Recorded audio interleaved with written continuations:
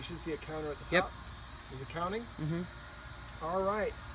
We're here with Ripley, and this is one of my favorite toys for dogs. This is called a Go Dog Go, and it's an automatic ball fetching machine. Now, Ripley is a yellow lab, and in my experience, yellow labs are the highest energy lab puppy that there is, and she definitely lives up to that reputation. So she's very mouthy and nippy with her guardians, and so I'm going to go over some tips on that. But I think in her case, it's really more of an issue of having too much extra energy. And so depleting your dog's energy through various forms of exercise is a great way to help your dog stop a lot of unwanted behaviors like mouthing and nipping and biting at you, because that's what the dog's trying to do, is get your attention. Ripley.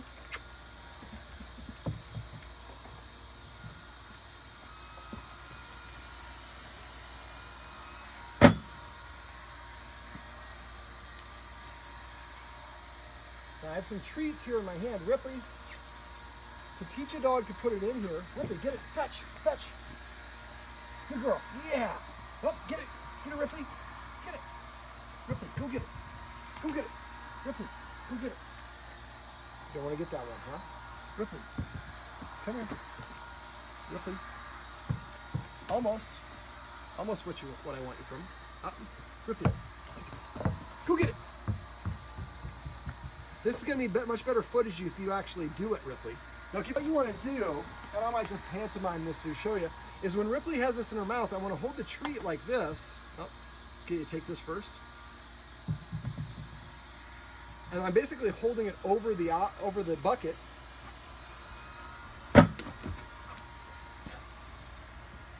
You didn't chew that one all the way. So in this video, we're not going to get a dog to actually do the activity, but I'll show you, because I've got one of these myself and I taught my dog how to do this. So basically, we make the dog bring the ball back to you, and you might even play fetch with your dog without using this to get the dog used to bringing it to a certain spot on the deck. Just use the chucker. Now, one of the reasons that I think the guardian has a problem with this is because she, instead of actually teaching the dog to drop, was basically taking things out of the dog's mouth. So the more that I pull on this, the more that I want that the dog's going to want to keep it. So to teach your dog to drop, you just hold this in front of her nose, and then drop it. Once she drops it, you pop the treat in her mouth and say the word drop. And then the dog gets the original stuff back.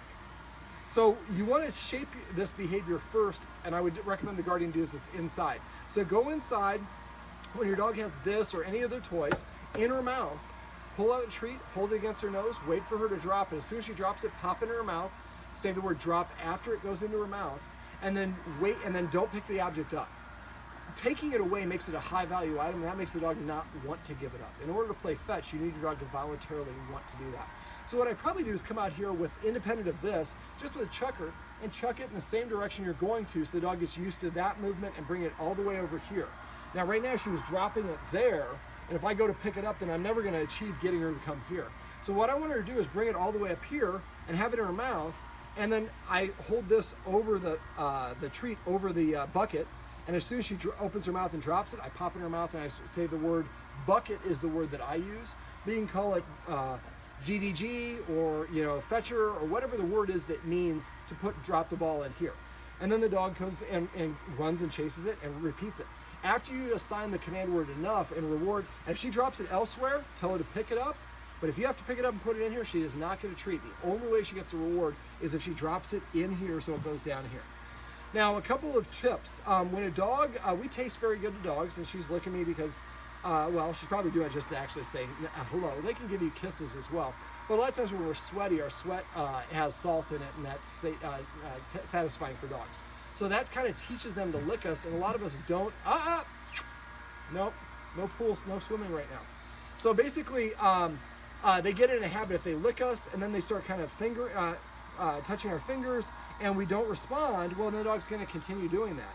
Now right there, she's gentle, but we want dogs to develop what we call bite inhibition, which is the dog understands that I'm just not allowed to put my hands on the human at all. So I'm going to try to this is what we want to do, is we want to play games with like tug-of-war games with like, with a rope or things like that, and we're playing with her. Come here. Yes, yes. Ah!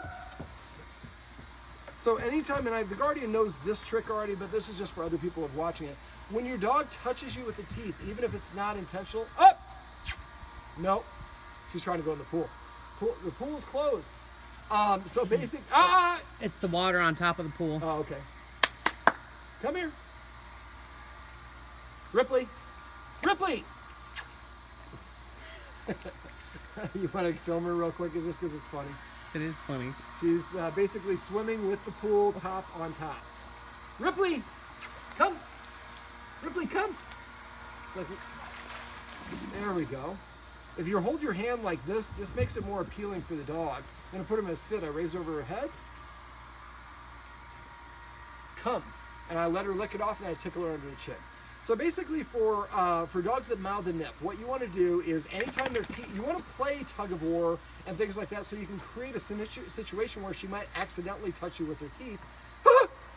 As you do, you usually make a higher pitched voice than that.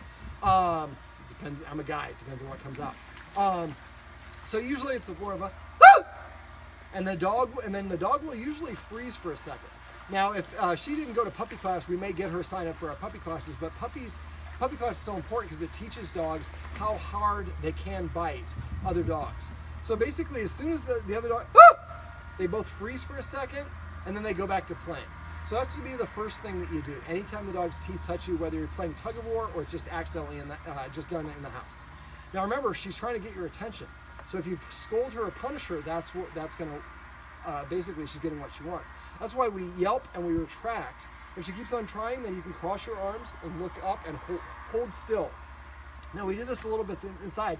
She was nibbling on me in some places where it didn't feel all that great, but if I respond, that's what she's trying to get, a response, and then it worked. So I just try to wait out the storm. Now the second thing that I would want to do is pull out a nyla bone or an antler. The nyla bone, the ones that look like a real, the bone that no actual bone looks like. And then I always have one in my pocket. So as soon as the dog starts to actually chew on me, if this is the dog's head and this is the dog's mouth, if I just put it in the dog's mouth, it's gonna be like, whatever. I don't want it because you're giving it to me. So what I want to do is I want to tease the dog with it. So show her here, show her here, show her here, show her here, show her here, show her here. And it, normally she would be looking for the antler or whatever it is. And eventually you let her latch onto it and then make her pull it away from you.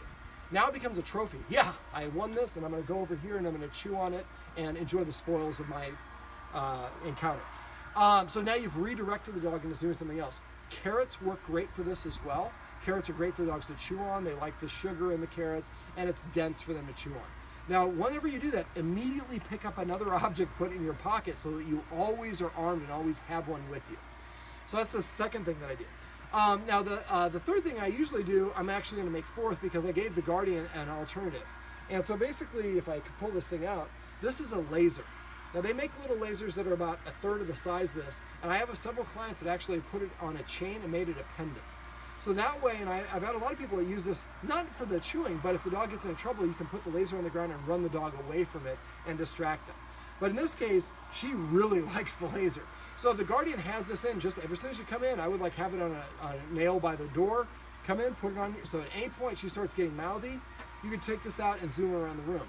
Now in her case, I'm pretty sure the reason Ripley is biting and mouthing is because she's bored and she has too much energy and she wants to her Guardian to help her. She's bored, she's looking for a way to burn the energy, and chewing on the Guardian gets a report from the Guardian, so it's a game. So what we want to do instead is interpret that as, I need more exercise, and use the laser to run her around a couple loops around the living room, or if it's dark, we could have her doing big laps out here. I have a woman that watches my dogs, and she has my dogs running laps in the backyard at night. You can also do, we do a little bit of this on the stairs. Take the dog to the top of the stairs, touch the dog's nose with a treat, and throw it to the bottom of the stairs. When the dog gets to the bottom of the stairs, maybe we call it treasure or something along those, and now she's eating butterflies. That's not going to taste very good. Yeah, she spit it out and it flew away. Wow, life is good. So basically, I would count each up, down on the stairs as one. And the first time for all of these things, I would do it until with the dog has an empty stomach, do it until the dog stops fetching, stops chasing the laser, stops running up and down the stairs, or scent games or whatever it is. Probably not for scent games. That would be the last thing that I would do.